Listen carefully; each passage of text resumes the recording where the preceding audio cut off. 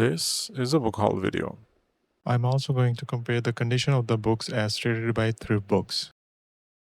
First up is Stinger by Robert McCammon, a classic sci-fi horror from 1988, where a Texas desert town becomes a battleground for two warring aliens. McCammon is known for these huge, cinematic stories with a massive cast of characters. And next, another by McCammon, Bethany's Sin. This is one of his earlier works from 1980 and is a perfect small town folk horror story about a sinister cult. Here we have what many consider to be McCammon's masterpiece, Boy's Life. Published in 1991, it is a beautiful coming of age mystery about a boy growing up in 1960s Alabama. This one actually won the World Fantasy Award for Best Novel. And the next one is The Wolf's Hour from 1989. This book is a wild ride. It's a spy thriller set in World War II, but the secret agent is also a werewolf. It's the perfect blend of high stakes espionage and classic monster horror. Next, we have his incredible 1989 short story collection, Blue World. This book is a perfect showcase of his range, moving between quiet horror, action, and suspense. The title story, a novella about a priest who investigates a mystery in a town of porn actors, is an absolute standout and worth the price of the book alone.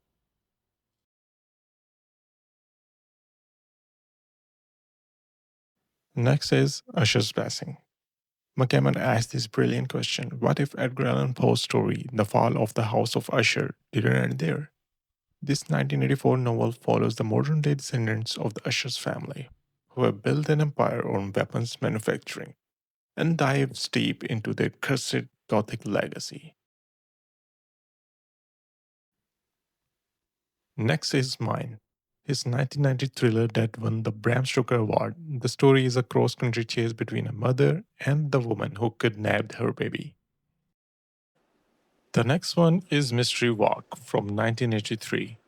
It's a supernatural horror novel about two men with opposing psychic gifts being drawn towards a confrontation with evil. The next one is Ball.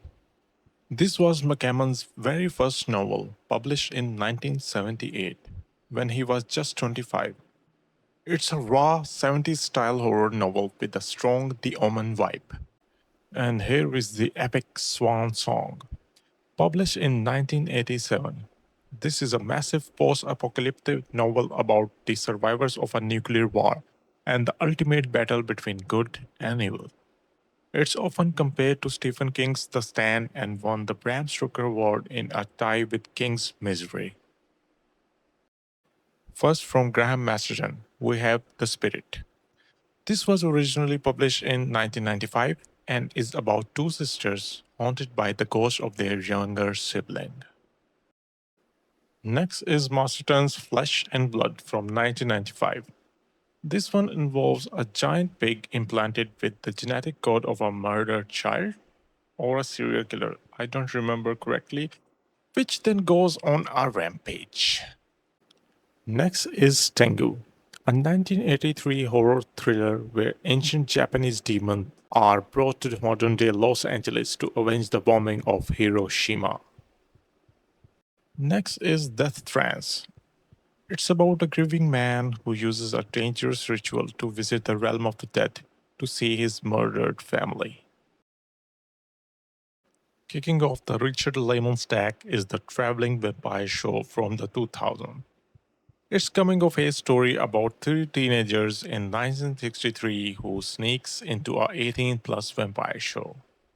Next is Blood Games. In this one, a group of friends reunites at a deserted hotel with a dark past and soon find out they aren't actually alone. Here's Lemon's 1991 novel Island. It's a classic survival horror story where shipwrecked survivors are stranded on a deserted island with a killer. Next is Guts, a slasher style novel about a serial killer who gets his thrills from breaking into homes and attacking people with his knife. And here is Savage from 1993. This is a historical horror novel that follows a boy who witnesses a murder by Jack the Ripper and then tracks him to the American Wild West. Moving on to Sean Hudson. This is Deadhead. It's a gritty thriller about a private detective whose daughter is kidnapped by a brutal killer. Here is Hudson's infamous 1982 creature feature, Slugs, where a small town is terrorized by a mutated, flesh eating species of slugs. Next is Breeding Ground, the sequel to Slugs. In this book, the killer slugs return to the sewers of London, bringing a new level of horror. First from Ray Garton is his 1986 novel Darklings. A demonic parasite escapes from a serial killer's body and begins possessing people in a hospital. Next is the cult classic Live Girls from 1987. It's a story about a man who discovers a seedy nightclub that is secretly a nest for vampires. Now for Dan Simmons, starting with his massive 1989 epic Carrion Comfort. This award winning novel is about psychic vampires who can control people's mind and actions.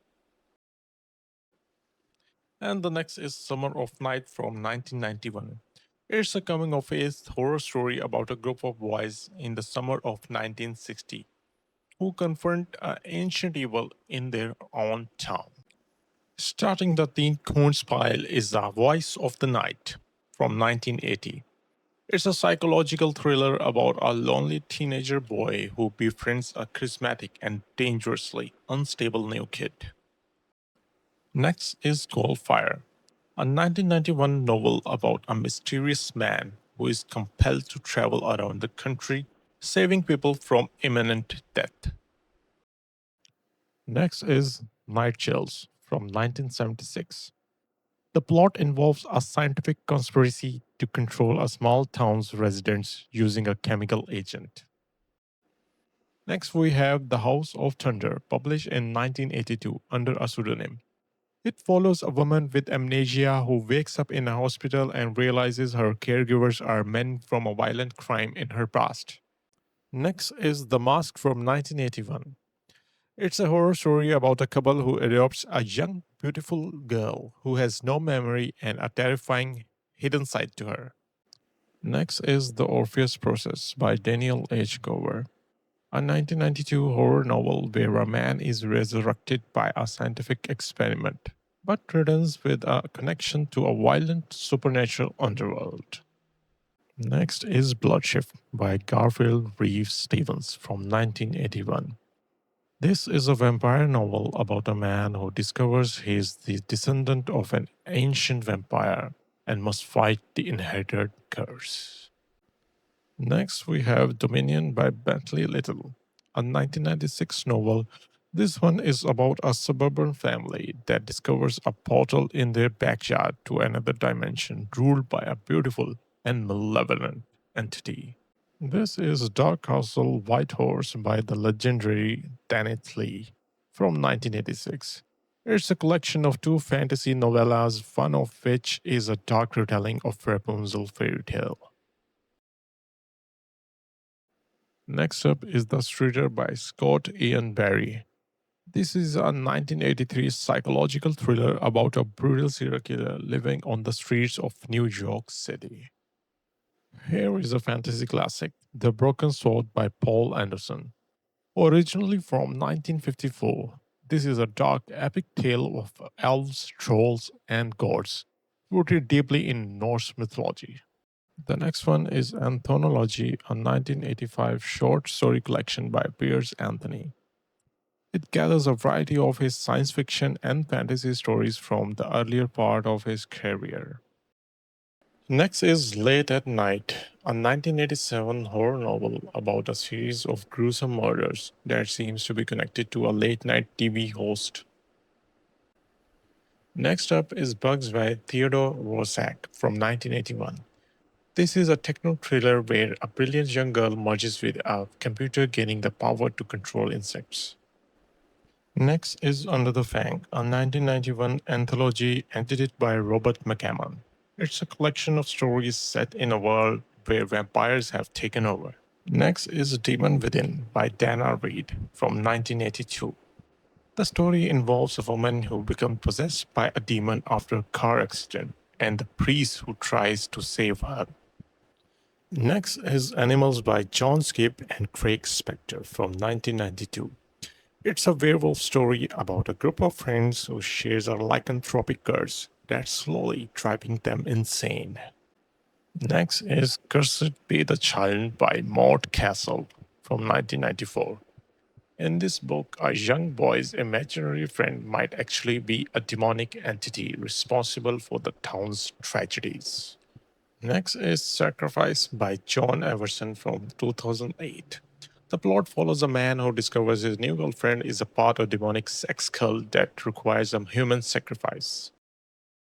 Next is Hull Train by Christopher Fowler, a 2001 throwback to the classic horror. It's about a ghost train in rural England that carries its passenger to a terrifying destination. Next is Tribulation by J. Michael Straczynski. It's a dark thriller about a man who can experience the memories of murder victims by touching their bodies. This is Shadows by Kimberly Ringel.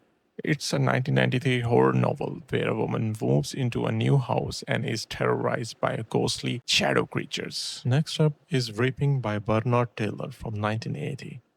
It's the newer Paperbacks from Hell edition.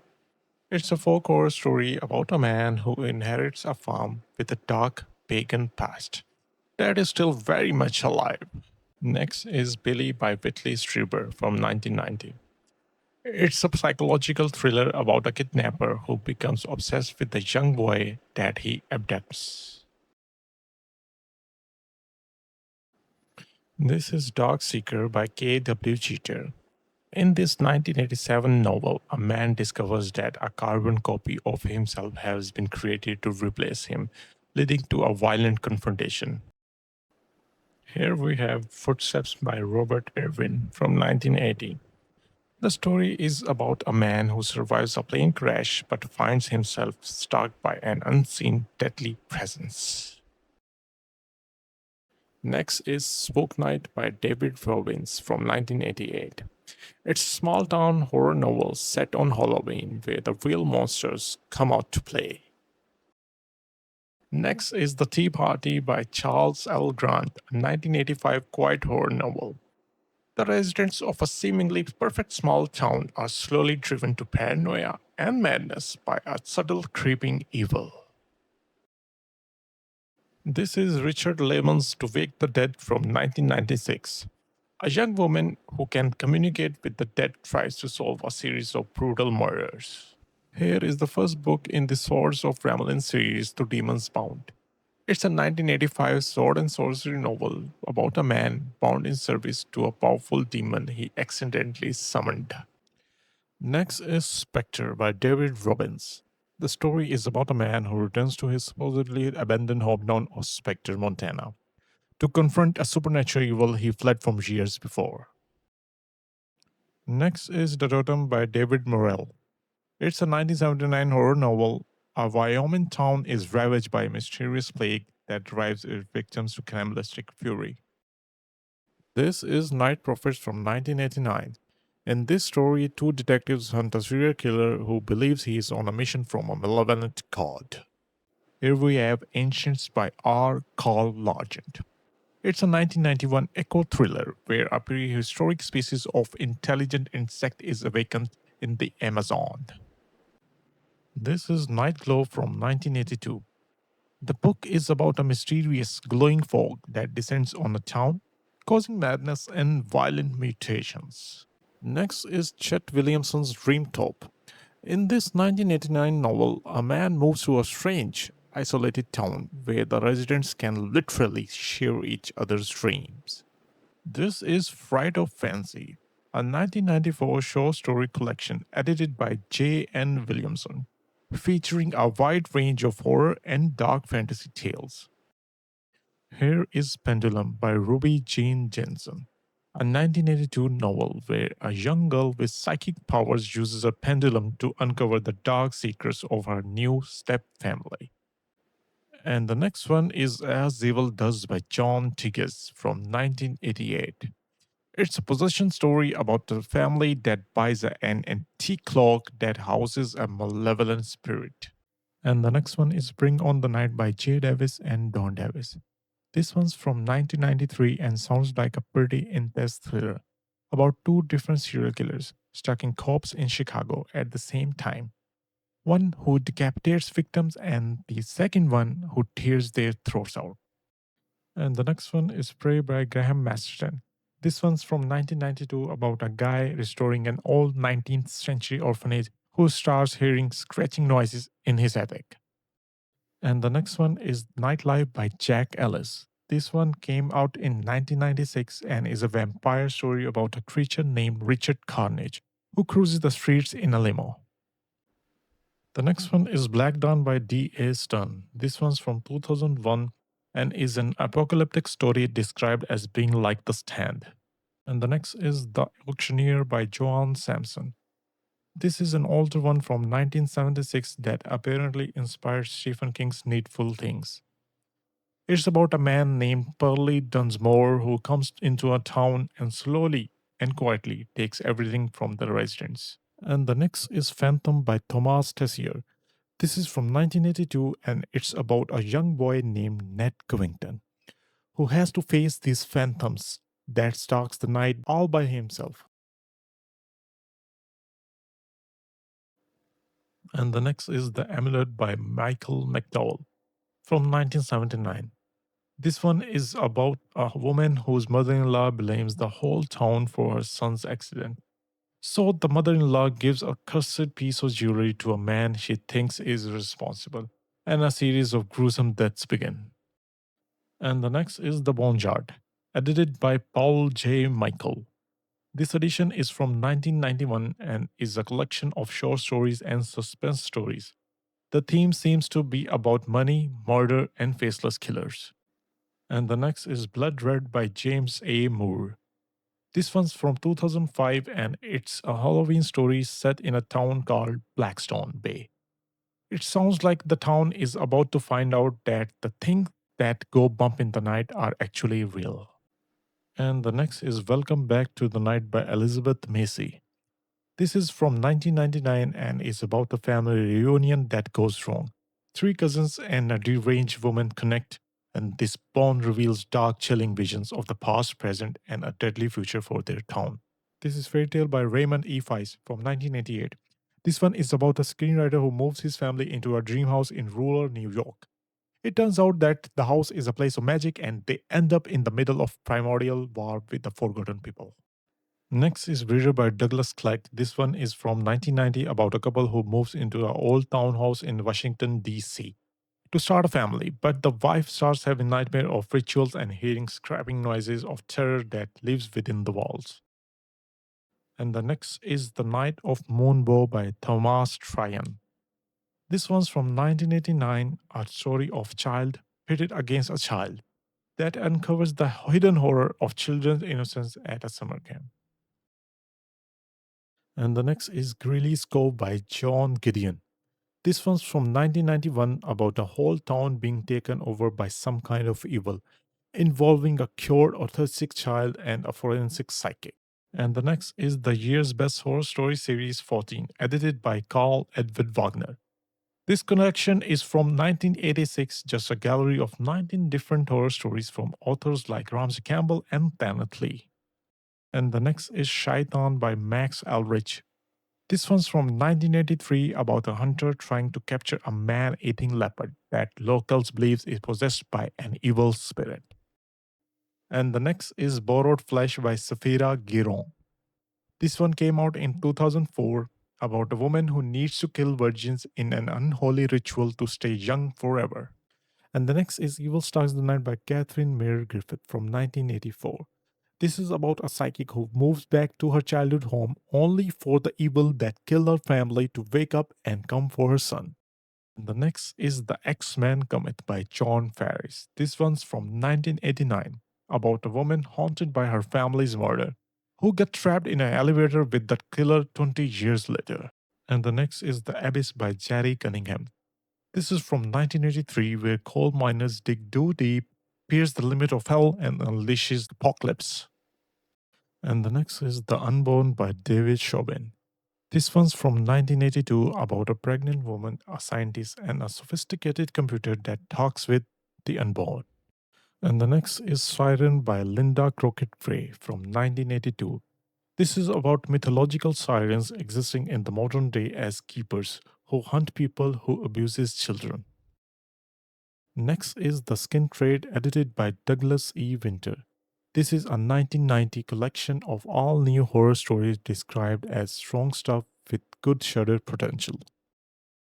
And the next is Fiends by John Farris. This is from 1990 about a female death figure walking from a frozen pit to unleash her vampire brood onto the world. And the next is Mark of the Werewolf by Jeffrey Sackett. Another one from 1990 about a neo-fascist group trying to use a werewolf's immortality to breed a race of hate mongers. And the next is Voice of the Blood by Jemiah Jefferson. This one's from 2001 about a bored grad student who gets pulled into a brutal, unglamorous world of a real vampire.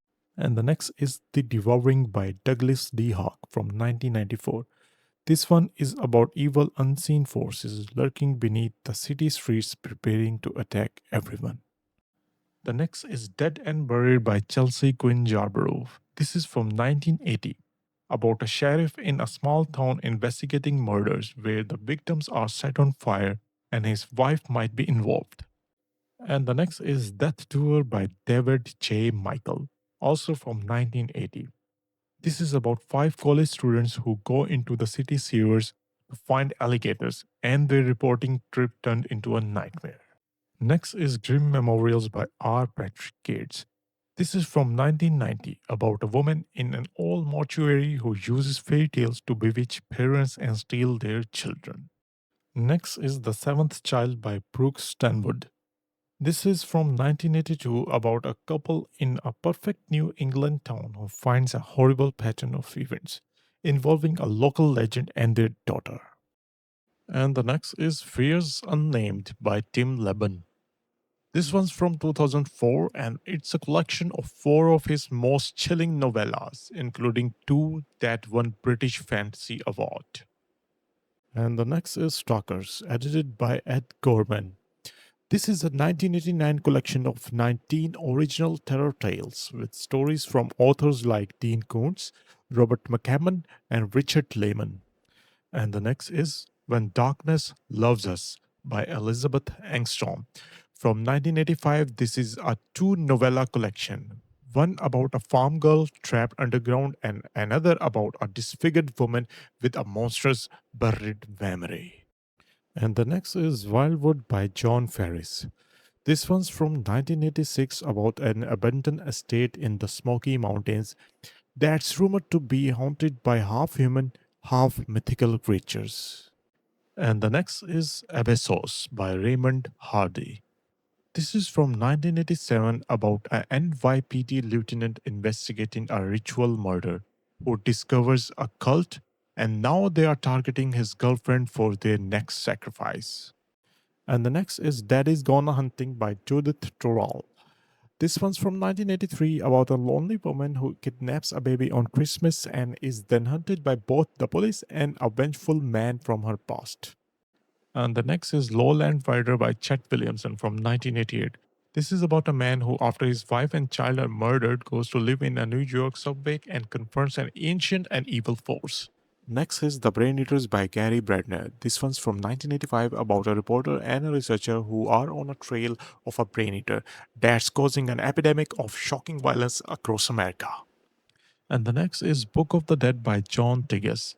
This is from 1989 about a man who finds an ancient solid gold book only to find out too late that the price of the book was death. And the next is The Shape Changer by Elizabeth Ergas. This is from 1989 about an all powerful shape changer who has been waiting for centuries for a specific woman to come on his island so he can possess her. And the next is How Dear the Dawn by Mark Elliott. This is from 1987 about a master vampire who is brought back to life in a sleepy coastal village, and only one person knows the truth. Next is Survivor by J.F. Gonzalez. This one's from 2004 about a woman whose romantic weekend getaway turns into a nightmare when she is kidnapped, not for ransom, but to be star of a snuff film. And the next is Sirens by Eric von Lospeter from 1981. This is about an actress who is about to win an Oscar for a horror film, only to find her real life is being invaded by a nightmare that matches the script. And the next is Lost Boys by Orson Scott Card. This one's from 1992 about a family that moves to a new town where their 8-year-old son's new imaginary friends all share the names of recently vanished children. And the next is Nocturnal by Ken Iolo. This is from 1983 about a psychic woman who has dreams of rape and murder, and now the killer she's been seeing is actively hunting her. And the next is The Monastery by J.N. Williamson from 1992. This is about a family that gets stranded in a snowstorm and takes refuge in a monastery, where the inhabitants thrive on twisted form of worship and bloody rituals. And the next is Blood Legacy by Prudence Foster. This one's from 1990 about a vampire who goes to Florida. He's not there for beach, he's after a specific woman for a vampiric scheme. And the next is Hot Blood number 7, Fear the Fever, edited by Jeff Grubb and Michael Garrett.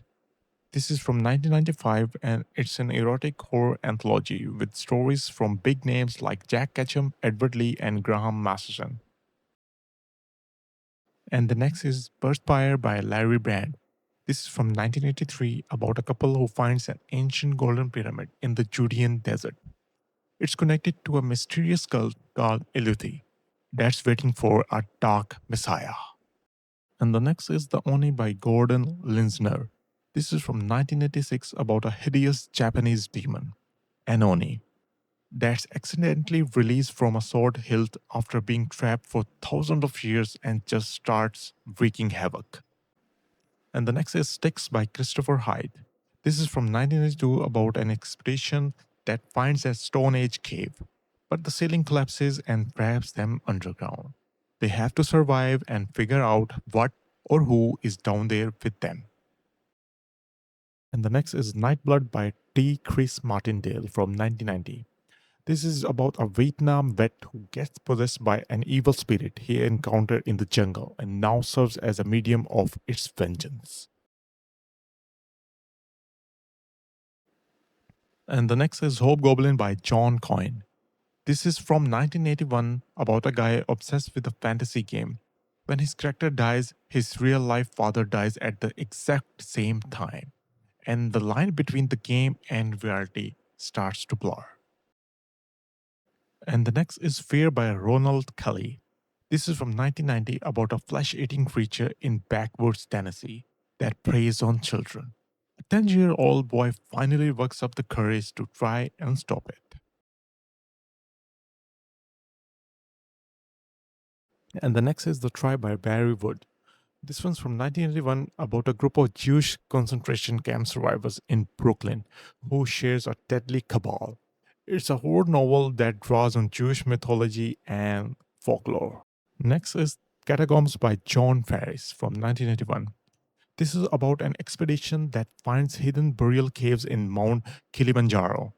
A lost advanced civilization left a formula for world domination on bloodstones, and now superpowers are fighting over them. And the next is Sins of the Flesh by Dawn and J. Davis. This is from 1994 about a shape-shifting, flesh-eating beast named Jesse Sykes. His mother has always kept him under control, but now she's dying. And the next is Fangs by Richard Forsyth from 1987. This is about a child born with a strange affinity for wolves. She runs away to live with them, is compelled to kill, and starts a whole dynasty of terror. And the next is Neanderthal by John Danton. This is from 1996, where an archaeologist disappears in Asia. His colleagues go looking for him and find a relic band of creatures that have been hidden for 40,000 years. And the next is The Talisman by Stephen King and Peter Straub. This is a classic from 1984 about a young Jack Sawyer on a quest across America and into the menacing territories to find the one thing that can save his dying mother. And the next is Neighbors by Maureen S. Busty. This is from 1989. It's about a woman who moves to a quiet college town with a bad feeling, right before local children start mysteriously disappearing. And the next is Erebus by Shaun Hudson. This is from 1984 about a town where the people start getting pale, growing long fingernails and canine teeth, and developing a craving for human flesh. And the next is Dead Sea by Brian Keane from 2007. This is a zombie story where survivors get on a Coast Guard ship to escape, but their isolation out at sea soon becomes their downfall. And the next is Let's Go Play at the Adams by Mendel W. Johnson. This is from 1974 about a group of nice children who ends up holding their babysitter captive. The grim game slowly reveals the vicious psyche underneath. And the next is The Seeding by David Chauvin. This is from 1982 about a medical mystery where women are suddenly dying. The only clue is the rich, sweet scent of tropics that appear right after each death. And the next is The Wrath by David Robbins from 1988. This is about an archaeology team in Egypt that finds a tomb warning them not to release the dog people. They ignore it, and a canine plague starts turning people into creatures. And the next is The Bog by Michael Talbot. This is from 1986 about a razor-toothed evil that rises from the murky depths of a vast, ancient bog in an English village to feast on human prey.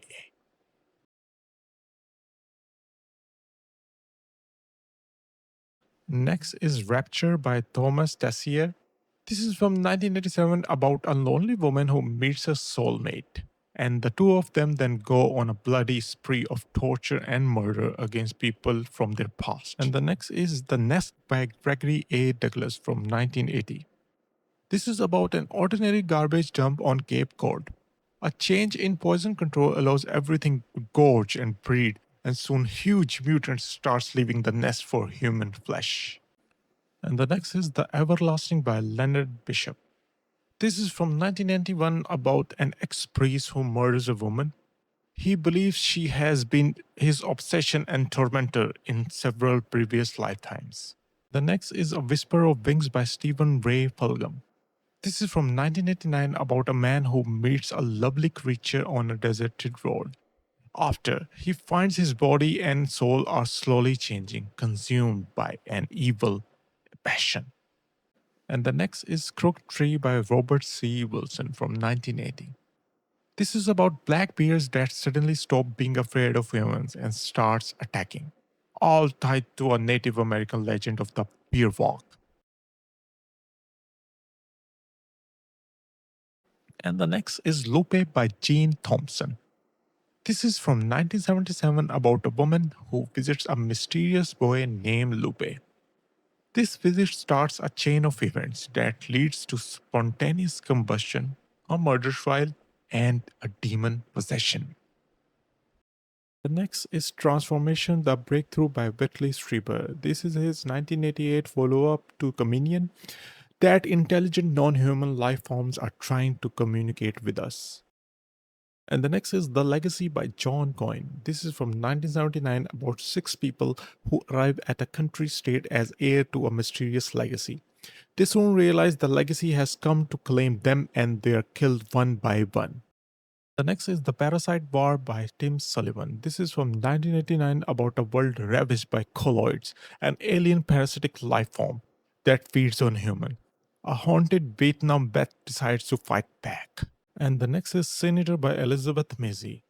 This is from 1992 about a boy in an Appalachian community who befriends the son of a senator. When horrible things start to happen, the senator family is blamed. And the next is Neverland by Douglas Clegg from 1991. This is about a family vacationing on Gull Island. The young son Bio follows his cousin into a hidden shack in the woods that they Christian Neverland. Next is The Dawning by Hugh B. Cave. This is from 1982 about a world made uninhabitable by crime and pollution. A small band of survivors heads to a Canadian wilderness, but the force of nature are anything but welcoming. Next is The Swarm by Arthur Herzog. This is from 1974 about a new, vicious species of bees that begins purposeful, murderous attacks. It becomes a national panic as scientists race to stop them. Next is Dogbound by Matthew J. Costello. This is from 1992 about five friends who played a game 27 years ago. Now, whatever it was they unleash is back and crawling towards them. Next is Goodnight Moon by Jack McLean. This is from 1993 about a boy named Harry who loves torturing creatures. His dad locks him in the basement where he grows up talking to the moon, which tells him what to do. Next is Mantis by K. W. Jeter. This is from 1987 about a woman named Ray who has hungers that cannot be easily satisfied. To satisfy her needs, someone must die, and her new lover is her pawn. This is Night Train by Thomas F. Monteleone from 1984. This is about a reporter and a cop in the NYC subway tunnels. They are searching for a train that vanished 50 years ago and find an unholy evil waiting for them. Next is The Unholy Smile by Gregory A. Douglas from 1980 about a young pure woman on Gome Island who is chosen by mindless monks for their next ceremony. They plan to siphon her blood, gorge on her flesh. Next is Firefly by Piers Anthony. This is from 1990 about a creature in Florida that is preying on humans. It leaves behind the fleshless corpses and the victims die in a frenzied state of sexual ecstasy. And the next is Silent Grace by Gary A. Brownback. This is from 1998 about a newscaster whose world falls apart. It gets even worse when his daughter's body is stolen from the morgue by a strange, disfigured man. Next is The Godson by Bernard Taylor from 1976. This is about a family that adopts a mysterious abandoned baby named Bonnie. Soon after, their other children starts dying in a series of accidents. Next is Family Inheritance by Deborah LeBlanc. This is from 2003 about a woman who is called back to her Cajun roots in Louisiana Bears. She has to confront a curse, an unimaginable evil that has possessed her brother. Next, I have two copies of Charmed Life by Bernard Taylor from 1992 about a man who was an innocent pawn in a battle between good and evil. Now he suddenly has the power to change the destiny of the world. Next is Children of the End by Mark A. Clements. This is from 1991 about a mysterious creature that appears from nowhere to destroy the corrupt and wicked, but soon no one is safe from their bloodthirsty terror. Next is The School by Ed Kelleher and Harriet Vidal from 1981. This is about a girl who moves to New England and starts a private school, but she soon learns the sinister place is trying to take over her mind. Next is The Season of Passage by Christopher Pike. This one's from 1992 about a Dr. Lauren Wagner, a celebrity astronaut on mankind's most exciting adventure, but as the world admires her, Lauren knew fear. I think I should end the video here and I will see you in the next video with the part 2. Thank you so much.